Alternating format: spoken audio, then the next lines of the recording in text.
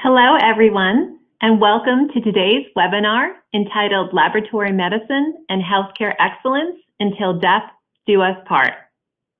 My name is Tricia Ravalico, and I'll be moderating today's session on behalf of Abbott and in partnership with LabRoots. I want to begin by thanking Abbott for not only sponsoring this webinar, but for leading the UNIVANTS Healthcare Excellence program, which you'll be learning more about today. If you have questions during this session, simply type them in the Ask a Question box and click Send. We will have time, of course, at the end of the presentation as well to hopefully address all questions.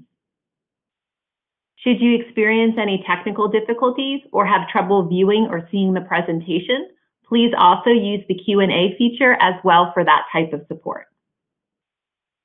It's now my privilege to introduce today's speaker, Dr. Colleen Strain. Colleen currently serves as a manager for global scientific leadership at Abbott.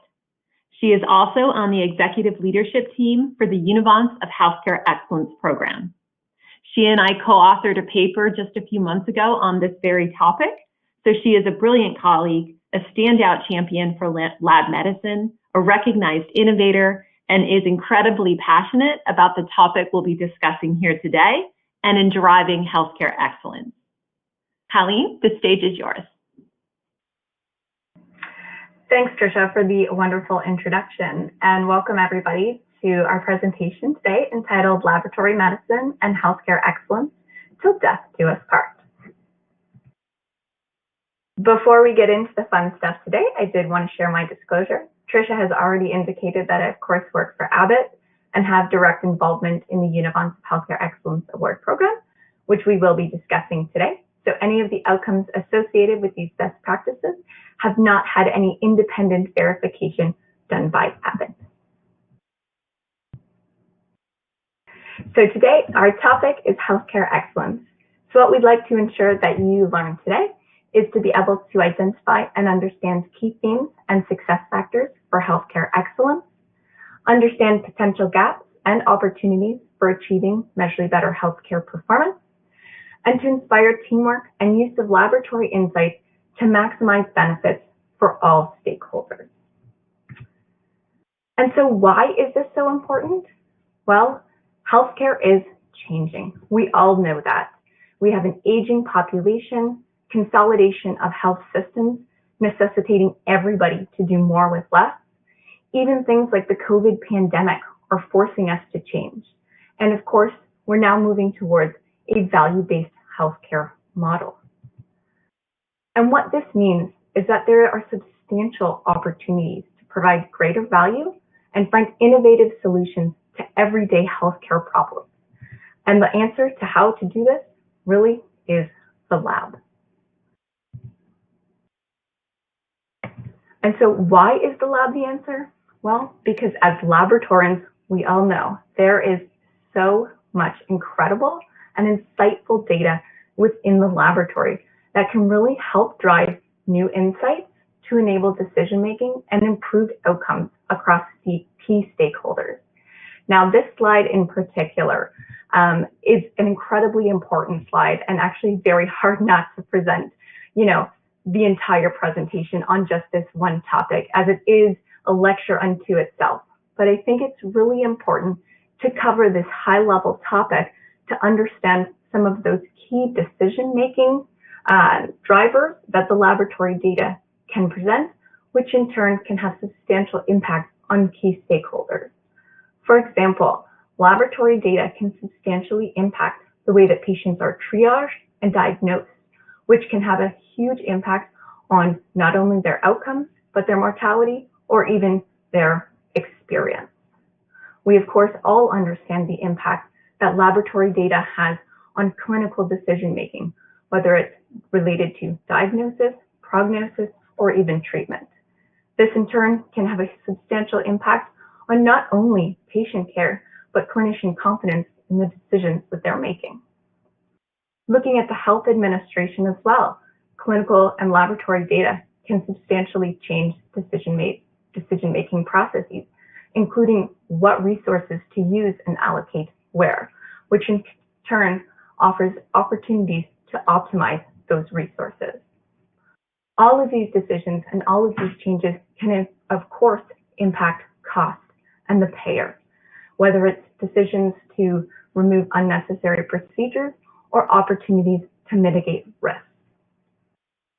And so all of these important decisions and KPIs have really what brought us to create the UNIVANTS of Healthcare Excellence Award Program, which is a prestigious global award that looks to replicate, emulate, and celebrate best practices of care teams around the world who have unified across the care continuum in new and novel ways to achieve a measurable benefit for patients, payers, clinicians, and health systems. Since starting this program, there have actually been over 36 recognized best practices across the 2 years of the program. And there's been a substantial amount of diversity in both focus and expansion in geographical reach of the program. And so I'm really excited today to share some of those insights and what we've learned. Based on those 36 recognized best practices, we'll be able today to walk through some of the trends associated with not just the program, but trends we believe that are truly happening in healthcare today. And so it's associated with the who, what, where, when, and why, and how of healthcare excellence. So care gaps exist in medicine today across most disease states, with opportunities to improve or expedite care regardless of disease burden. It's not surprising, however, that care teams often focus on areas with substantial unmet needs, enabling improved patient experience, reducing clinical uncertainty, improving staff satisfaction, and even lowering healthcare costs.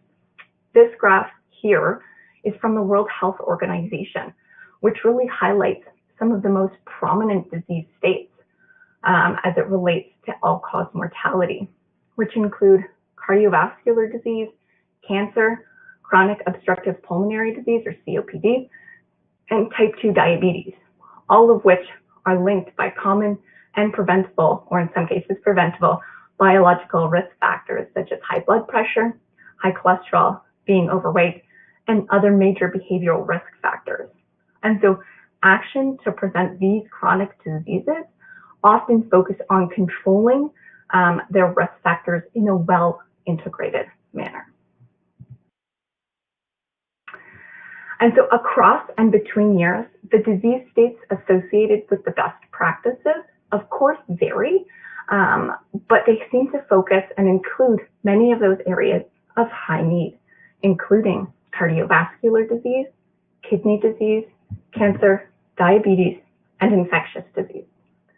Looking at this graph here, you will note that there is an absence of recognized best practices in certain key fields, including respiratory disease, which is something we just talked about, such as COPD being a major cause of mortality worldwide. There are also absences of best practices in the areas of fertility and neurology and more. And so these current gaps are not likely driven by, say, an absence of engagement or even use of laboratory medicine in these specialties, but rather an absence of award awareness likely, or a lack of interdisciplinary connections necessary to quantify success or ensure award eligibility. And so really this highlights new opportunities for care teams to further collaborate and measure their impact on patient care. You'll also notice several other trends here on this graph, which we're going to get into more detail now. One of the major trends you'll see is that there are a substantial number of infectious disease best practices.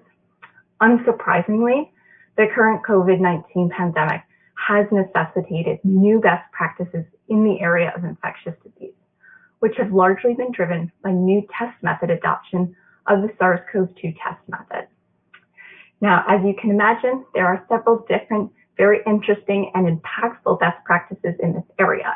And I could spend several hours discussing the amazing work that these teams have done.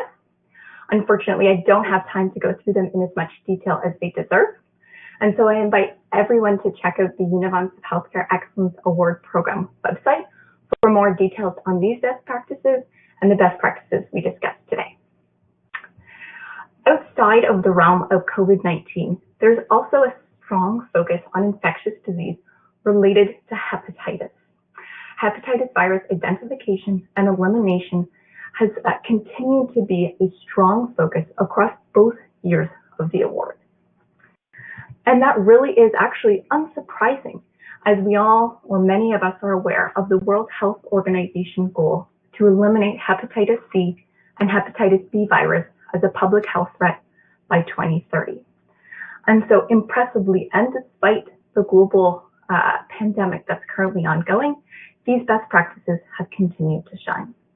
And they vary in diversity across the world, which really speaks to the global importance of these types of initiatives. Now, each initiative can vary, and so let's dive into the details of one specific initiative from the 2019 awards program. This initiative hails from Guy's and St. Thomas in the UK, and this integrated clinical care team focused on identifying hepatitis B and hepatitis C using opt-out screening programs in the emergency department. And so this integrated clinical care team recognized that despite the significant therapeutic advances in the management of hepatitis C and hepatitis B, many of their patients remained untreated. And this was due to a lack of either diagnosis or the logistical barriers associated with actually accessing care. And so they hypothesized that if they could introduce both an education and opt-out pathway within their emergency department, that they could effectively reduce the hurdles associated with accessing not only diagnosis, but timely treatment for patients who had undiagnosed disease. And so what they found was that when HBV and HCV treatment and screening was initiated early in the disease process, those treatment options really could reduce liver cirrhosis, mortality, and the overall cost on the healthcare system. And so the details of the outcomes of this initiative are both impressive and important, and something we're going to get into a little bit later in this presentation. So keep this best practice in mind as we walk through the next slides. Another area and trend that you will notice here is that cardiovascular disease and kidney disease continue to be strong focuses globally. And unlike some of those emerging disease states, kidney disease and cardiovascular disease hail across both years of the award. And this is really unsurprising given the data we saw related to causes of mortality and morbidity in that WHO data. And there really are so many impressive and diverse examples in this space for achieving measured better healthcare performance through the power of laboratory medicine. So for more details on each of these specific best practices, I again recommend visiting the UNIVANTS of Healthcare Excellence website, as well as reviewing a recent issue of the e-journal of the IFCC, which has a special issue on measured better healthcare that discusses some of these initiatives in great detail. So let's dive a little bit deeper into one specific best practice that I suspect most, if not everyone here, can truly relate to. So with the COVID-19 pandemic in 2019, every health system around the globe was trying to solve not only for how to provide care for patients with COVID-19, but also how to ensure that areas of critical need continued to be available and that patients felt safe actually accessing the care that they needed. And those areas included areas such as cardiovascular services, as well as emergency care services. And so an integrated clinical care team from New Zealand, led by Dr. Martin Fan, a brilliant emergency physician at Christchurch Hospital, really wanted to build upon their existing accelerated diagnostic protocol by instead not using the 99th percentile for high sensitivity troponin, but by mobilizing outcome-based clinical cutoffs to enable expedited triage for patients presenting with chest pain, which of course is a symptom of a heart attack. And what they wanted to do was ensure that patients could access the care that they needed, and safely be triaged, while reducing the amount of time patients spent both in the emergency department and in the hospital to reduce the opportunities for cross-infection. And to achieve this, they created a comprehensive patient screening process so that patients at low risk could quickly and safely be sent home without additional testing. Patients at a medium risk, or that 1 to 5% risk for a major adverse cardiovascular event, could seek follow-up care in an outpatient clinic. And then those with a higher risk for a major adverse cardiovascular event would be seen directly by the cardiology team and would have the standard 0 to 2 hour serial measurements of troponin. And so, as you can imagine, the outcomes associated with this initiative were substantial and incredibly important, not just in the context of the COVID pandemic, but even beyond. And so, similar to our last case study, we will discuss the impressive outcomes and KPIs associated with this best practice.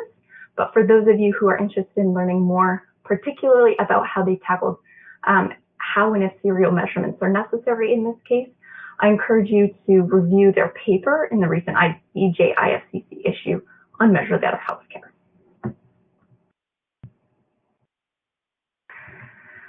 Another key trend that you'll notice here is that new disease categories for best practices emerged in 2020, and that these best practices are not necessarily exclusively focused on those key top disease states that we've already discussed. And so while commonalities prevail, differences are noted, and areas of unmet need where laboratory medicine can play a role is truly substantial. Looking at this list, you'll notice one of those areas, of course, is diabetes. More strategic identification and management of patients with known and unknown diabetes is an incredibly important topic to most, if not all, countries worldwide. And this really relates to the question of, are we using the right test for the right patient at the right time to ensure that they can get the care that they need to improve their health? And so many of those substantial costs and poor outcomes associated with diabetes are often due in part to delayed diagnosis and inadequate monitoring and treatment of the disease. And so an integrated clinical care team from Alicante, Spain, led by Dr. Maria Salinas, recognized an opportunity within their institution to implement an IT-driven ordering system that could improve not just the detection and management of patients with diabetes and prediabetes, but also improve the management of patients with known diabetes. And the way they were able to do this was they leveraged the power of the laboratory information system to automatically add an order of hemoglobin A1C for patients without known diabetes who met preset criteria. With this hemoglobin A1C result, GPs were now able to see if their patients had known or had unknown diabetes or prediabetes and start the care cascade appropriately. A similar approach was taken for patients with known diabetes. When a GP was doing any kind of monitoring for a patient with diabetes, additional tests could be added by the laboratory information system in accordance with guideline recommended monitoring. The results from these additional orders would then trigger a GP to re-review a patient care plan based on these additional results that they would not have ordered without this integrated program. And so even with a basic understanding of diabetes, we can surely appreciate the impact this can have on patient care, patient outcomes, and the overall health system. And so with that, we're going to jump into a very interesting part of this presentation, which is a discussion of the outcomes of these incredible best practices. So the connection between laboratory medicine and data and measurement is incredibly strong. The irony, however, is for as often as we as laboratorians work with and love data and analytics, we don't often measure data outside the lab. We do linearity, precision, etc., but the impact of that outside the lab is something that we don't tend to have visibility to. And that lack of visibility to the impact of the test, impedes our ability to understand what to measure, how to measure it, and therefore understand actually what good looks like. And so with that, let's talk about a few key options associated with measurement, these KPIs or key performance indicators across key stakeholders that we tend to talk about. These are, of course, only a few representative examples, but you can start to see what some KPIs could look like within the scope of your best practice, whether it's improving wellness or experience for a patient, increasing confidence or decreasing uncertainty for a clinician, increasing revenue or decreasing risk in the health system, or decreasing costs through unnecessary or costly procedures. And so with these in mind, let's look back at our previously discussed best practices, and we can see some of the trends and KPIs associated with those. And so from a higher level perspective, and across the 2 years of best practices in the UNIVANTS of Healthcare Excellence Award program, the most frequently measured KPI in 2019 was increased clinical confidence. And of course, this is somewhat expected, as the power of laboratory data has long been recognized for its value in guiding clinical decisions. However, and interestingly, the most frequently measured KPI across recognized best practices in 2020 was decreasing healthcare costs, which actually surpassed the KPI of clinical confidence that year. And this is really interesting because it suggests that either more teams have begun to more frequently connect the downstream value of laboratory medicine beyond that clinical stakeholder, or perhaps they're just getting better at actually quantifying it. And so let's talk about the easiest stakeholder first, as we can truly appreciate the connection between clinical decision-making and the laboratory. And so we all know that lab tests impact clinicians. Informatics can help, as we saw from the best practice in Spain, and on the left here with this amazing metric. And on the right, in this case, is associated with the best practice from New Zealand, and is associated with a substantial process improvement initiative. But you can start to see how these initiatives have truly impacted clinician confidence when it comes to decision making. Reducing healthcare costs is also an incredibly important KPI. By quantifying the value of the lab from a monetary perspective can be incredibly difficult, although equally important as some of the other stakeholders. Take this example on the left from the best practice in New Zealand. We understand that this process involved largely reducing the number of tests that were ordered, but the impact from a payer perspective lives largely beyond that of the lab. You can see that the cost savings associated with this initiative had a ripple effect, with reduced ED resource utilization, reduced hospital bed utilization, leading to more than $500,000 in mitigated annual costs. Similarly, for the Guy's and St. Thomas best practice, the cost savings associated with mitigating disease progression is substantial and lives far beyond the cost of savings within the lab, within just the lab, of course. And let's not forget about the patients. It's not surprising that laboratory tests drive decision-making in clinical care.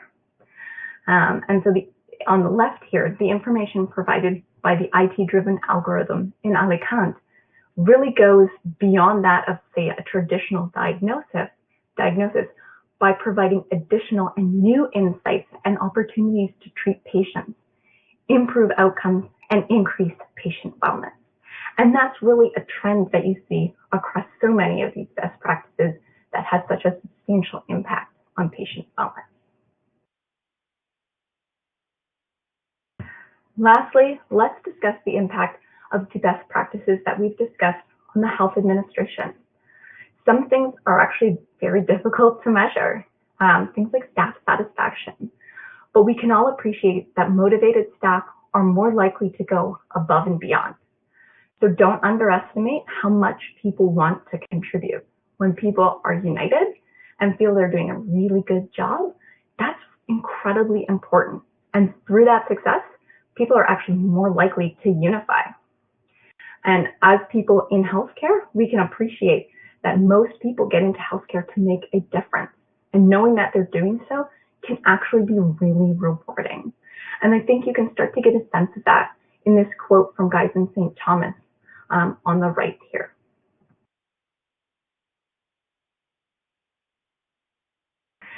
And so now that we've had a chance to get a sense of what outcomes look like and what some of these integrated clinical care teams have achieved, the question is how? How have these impressive care teams united to achieve these impressive and important health outcomes?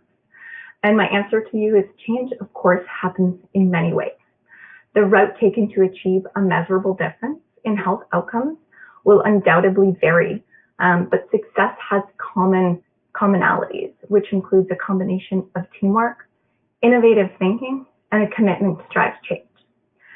And so we consider the single most important impetus for change to fall into three broad categories, one of which is the new information from new test methods, new insights gained from informatics, and strategic process changes to existing infrastructure. And so in the space of new processes, so changing current infrastructure to change a process, we've actually already talked about one impressive best practice, the one led by Dr. San in New Zealand.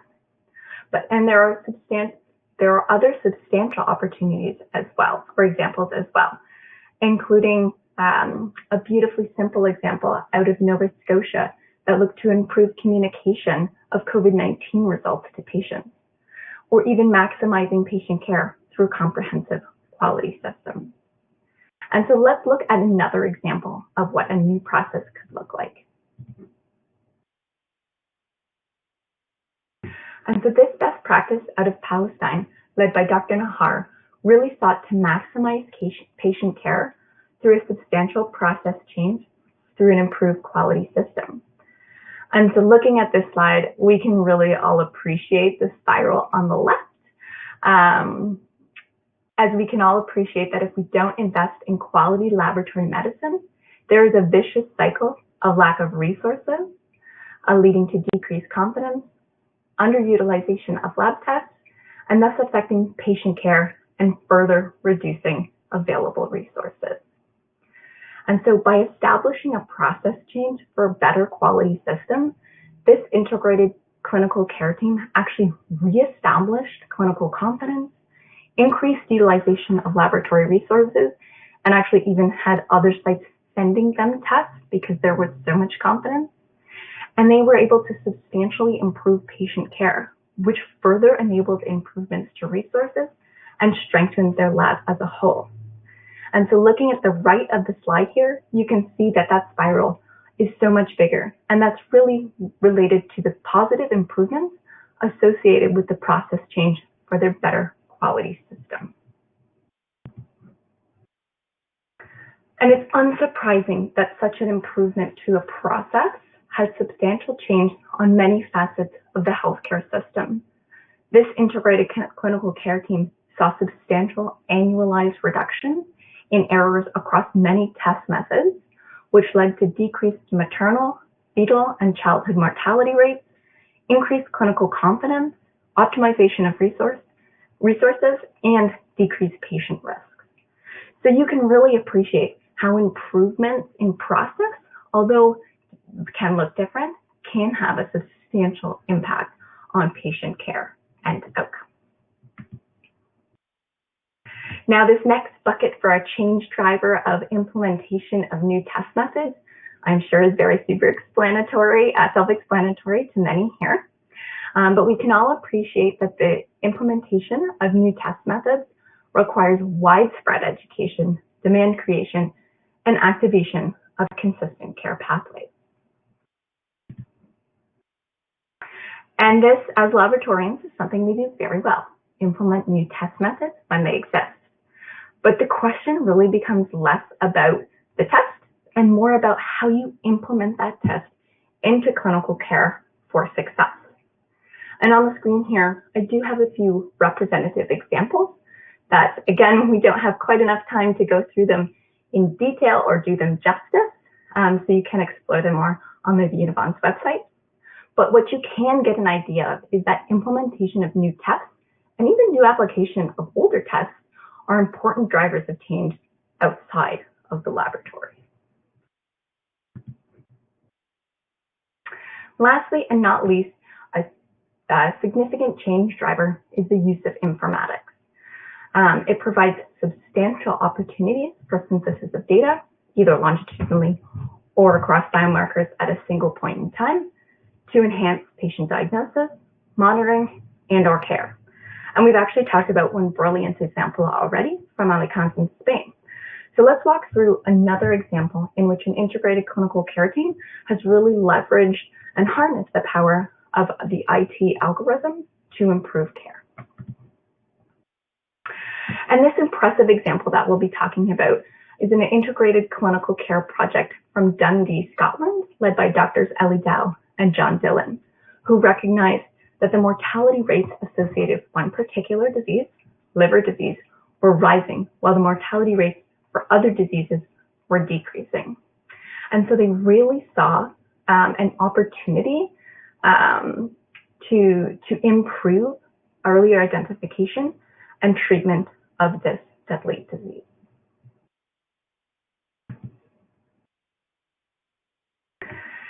And so what they learned when the hepatologists, laboratorians, IT professionals, and general practitioners all got together was that liver function tests, or LFTs, were actually being used as non-specific tests for wellness, and that often general practitioners did not know how or what follow-up should occur should a patient's tests come back normal. And so what they found is that some patients were actually having multiple liver function tests across multiple years without that follow-up that was necessary to fully investigate why they actually had that abnormal result. And so this integrated team actually sought to strategically integrate even more to improve the screening and diagnostic process for these patients within primary care. And this was achieved by collaborating across their care continuum to develop a strategic and novel intelligent liver function algorithm, or ILFT, that's based on guideline diagnostic criteria that actually leverages the power of track analyzers to reflex additional testing, and then uses real-time reporting to the clinical staff, particularly the primary care physicians, with insights that will enable them not only with insights related to what their diagnosis was, but also next steps, whether it's a consultation to a specialist or a specific treatment. And so this in turn had substantial impact on not only identification of treatable liver disease, but reduction of consultations to general practitioners as well as specialists. It's a very cost-effective tool, as well as truly helps patient care. And so a few representative examples can be seen here. So you can start to get an understanding of what a comprehensive IT algorithm can do for patient care. It increased the likelihood of a correct diagnosis on first investigation using an LFT substantially, from 41% to 93%. It also increased the quality and quantity of life for patients. And so patients actually who had disease diagnosed early had better outcomes. And despite the small incremental diagnostic costs associated with the additional reflexive testing for the ILFT algorithm, the overall reduction in long-term costs associated with this IT algorithm was substantial across patients and expected to tally over £7 million within 1 year.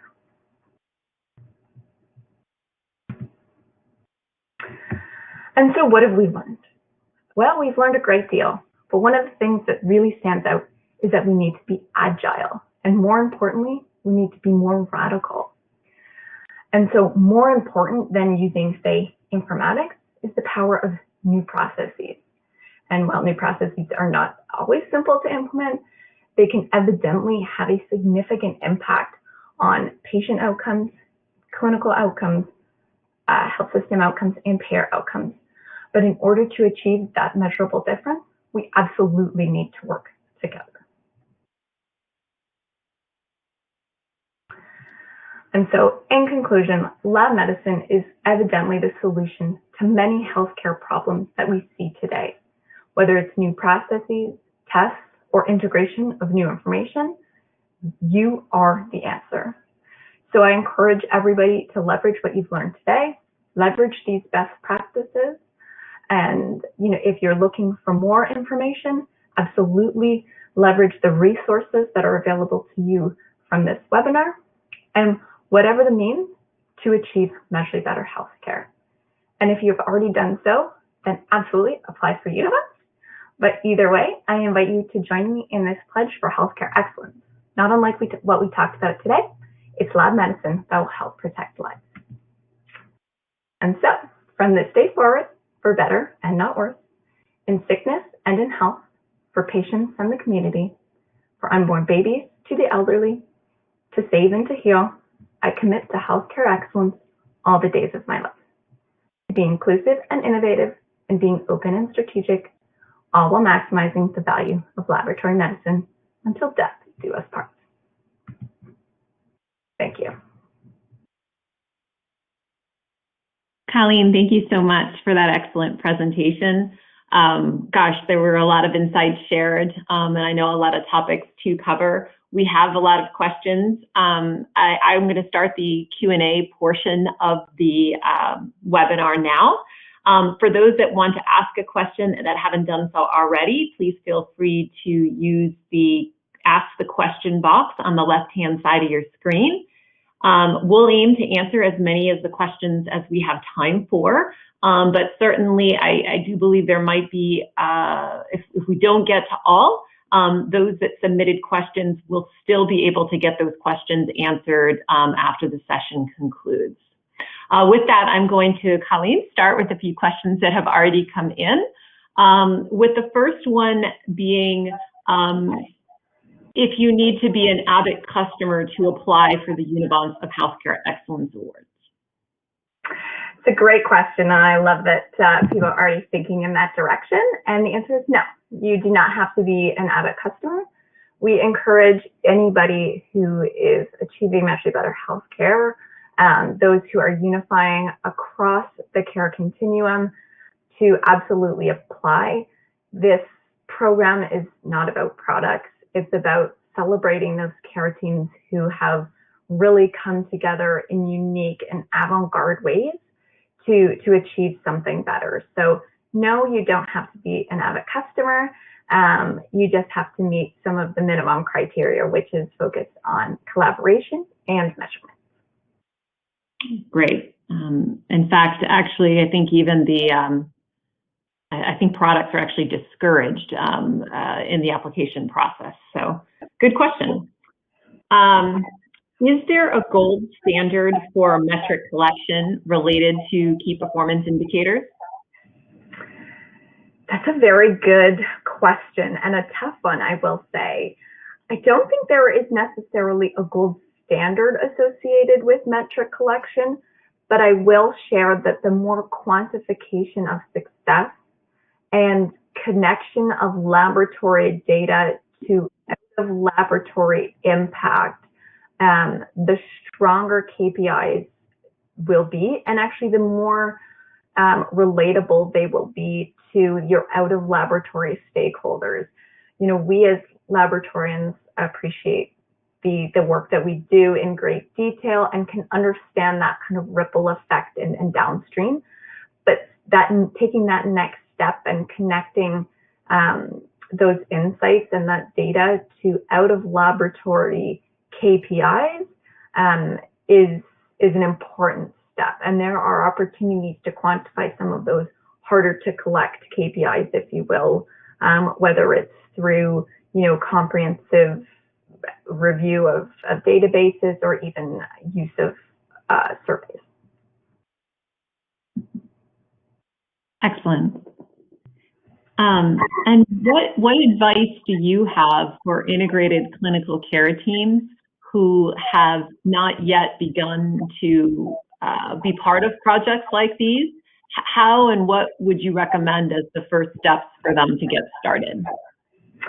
You know, that's a wonderful question, and one we actually get quite often, because sometimes that's really the hardest step. Clinical care excellence, of course, is something we all strive for, but it's not as easy as, let's do it and go. And there's actually an interesting interview with some clinical experts that was recently published in the e-news at the IFCC that actually discusses some of these really interesting topics with some of the key winners from the UNIVANTS program. And some of the insights that they share is really starting to build connections with your out-of-laboratory stakeholders, even before you have a problem or even a solution that you want to implement, is a key driver. These clinical experts in this case, highlight and appreciate that, laboratorians have what they call kind of a helicopter view of the health system and really provide, insights they didn't even know that they were looking for. And so having that connection to the clinical stakeholders in particular is an excellent first step to starting to integrate, finding key problems and solutions and opportunities for healthcare excellence. That's great. Thanks, Colleen. Okay, I'm just sorry, I'm reading through several of these questions.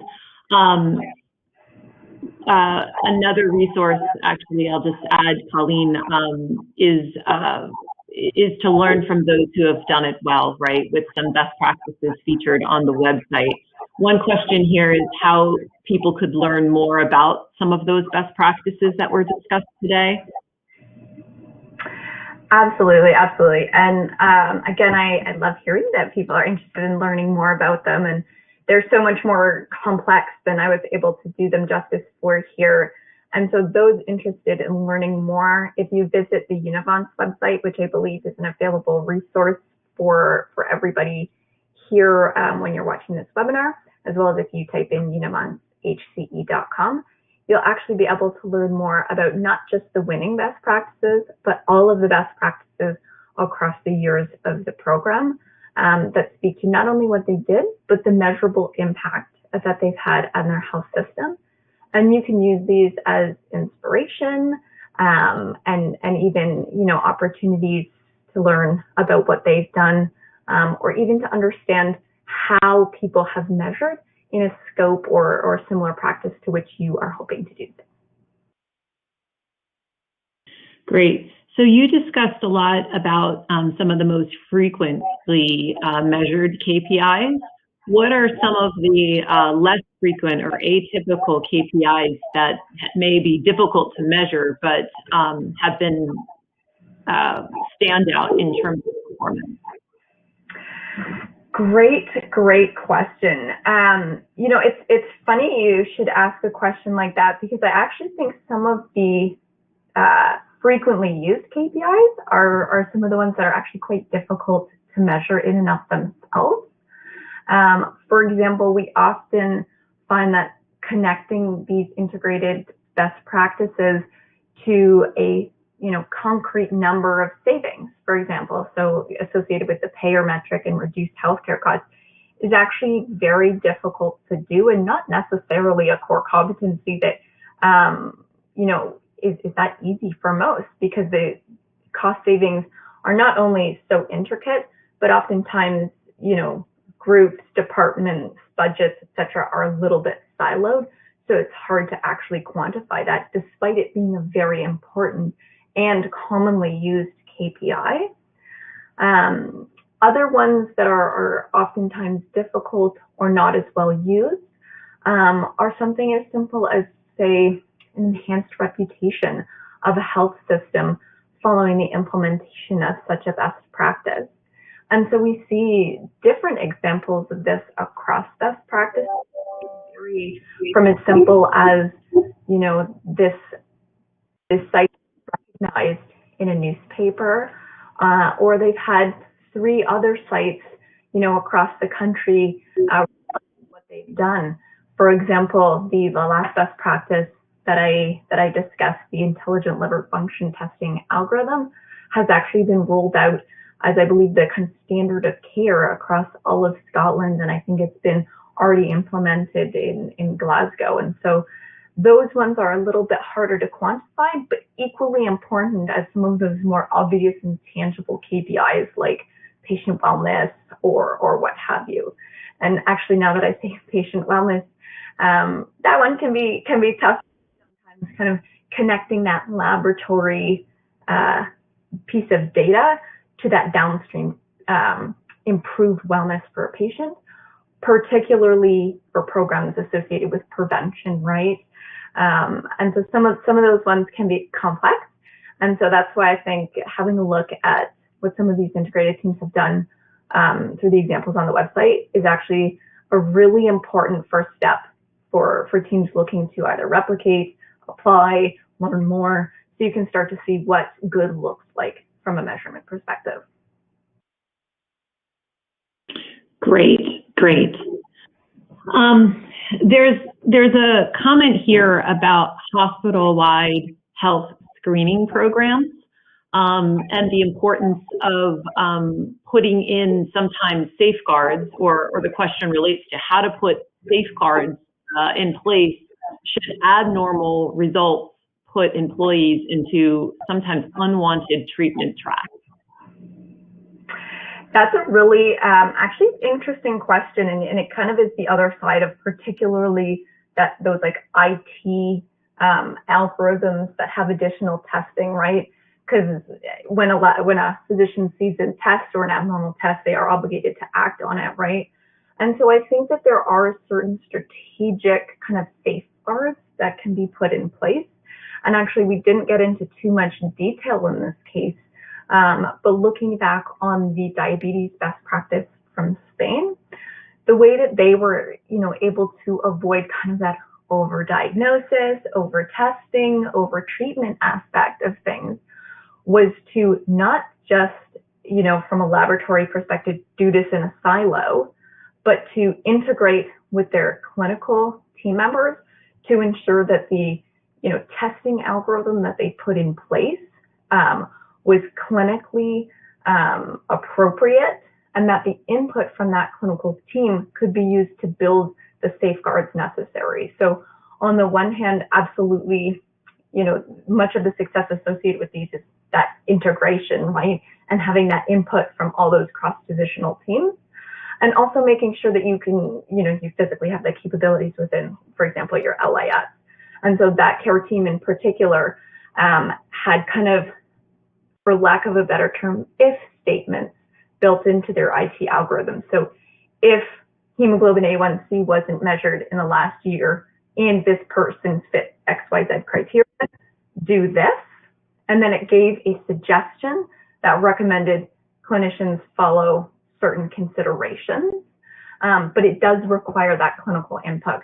And so I maybe sound like a bit of a broken record when it comes to the clinical input, but it's a substantial piece for ensuring that patients do receive the right treatment, because you can't do because doing a test doesn't automatically equal better healthcare. It needs kind of that downstream integrated approach from the clinical colleagues. Thanks, Colleen. In terms of these best practices and from the UNIVANTS programs, you mentioned 36, but there was each year there's 3 winners. How are the top winners selected? Yeah, great question. So the UNIVANTS program was founded by Abbott, but there are actually several prestigious partners associated with the program and are the executive team of UNIVANTS. And these prestigious partners actually are the judges. So Abbott plays no role in the judging process for UNIVANTS, and it's these prestigious partners that span across multiple different areas of specialty that are involved with actually scoring and judging. And there's obviously substantial algorithms associated with how that's all decided.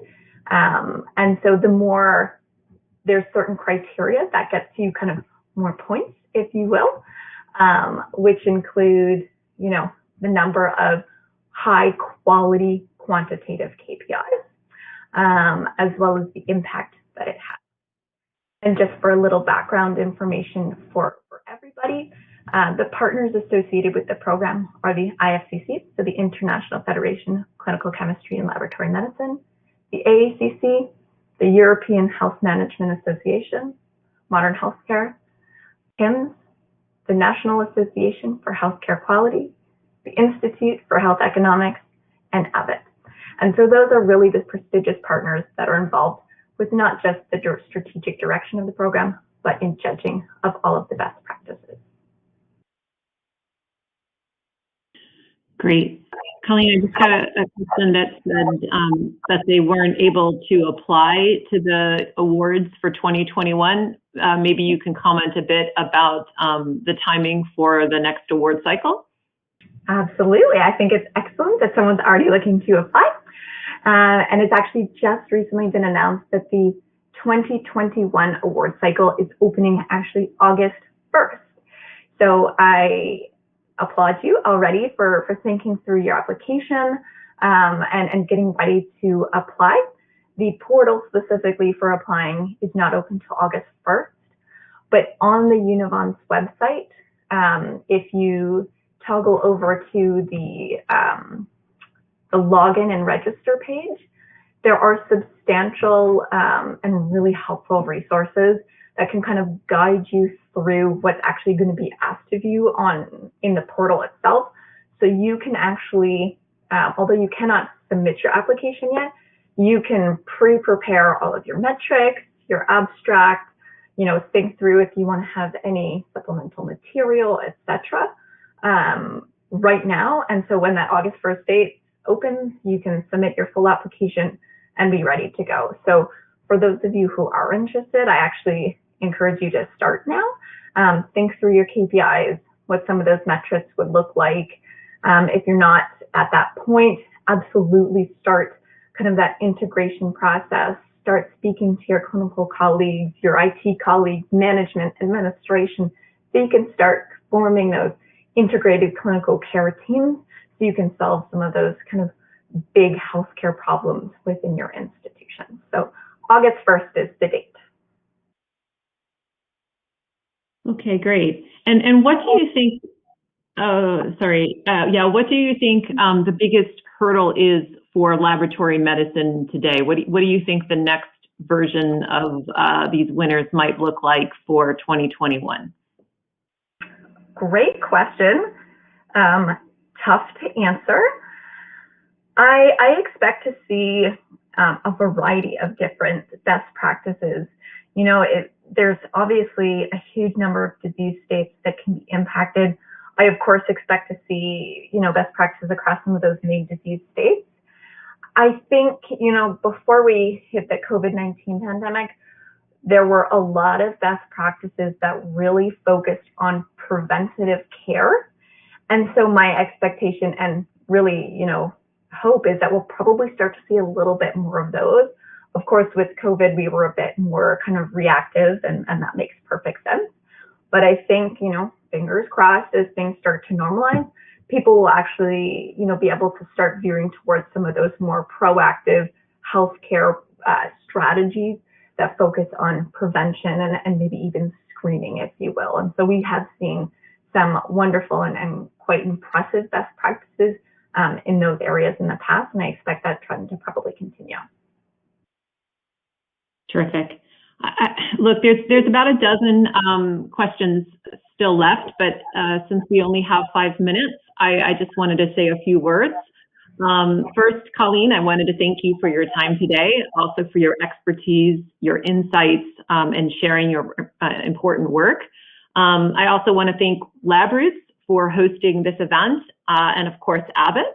On behalf of all the UNIVANTS of Healthcare Excellence partners, I just want to give a shout out to them as well, because I strongly believe that this program is bringing to the forefront world-renowned pockets of excellence, where integrated clinical care teams have really gone above and beyond to not only change healthcare and transform patient lives, but to do so in partnership and in some case through the leadership of laboratory medicine, which is an area that I know all of us champion.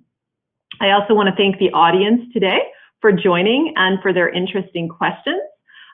Those questions that we didn't complete today, there's again only about a dozen here.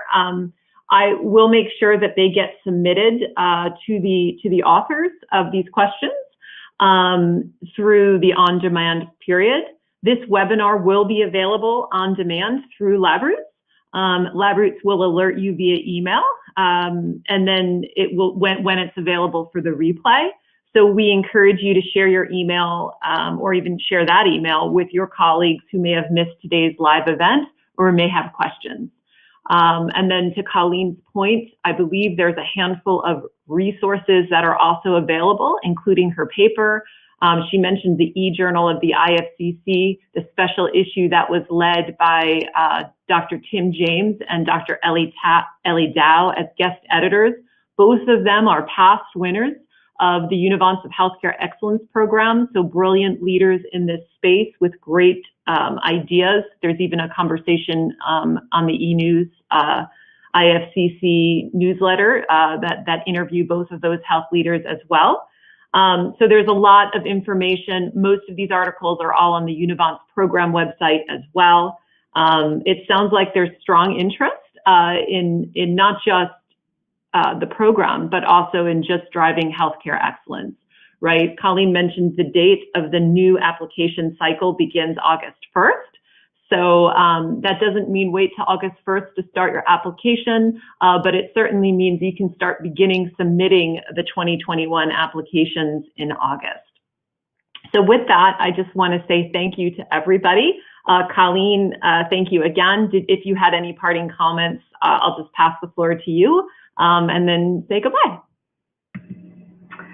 Thanks so much, Tricia, and thank you everybody for joining. I appreciate all of your questions and look forward to any feedback that's provided through the survey that will be coming your way in just a few minutes. So please definitely take a moment to fill that out, as we value all your feedback, your thoughts, and if you do have any questions, you can certainly reach out to myself. My email should be available through this webinar, as well as reaching out to the UNIVANTS of Healthcare Excellence at abbott.com email if you have any questions specific about the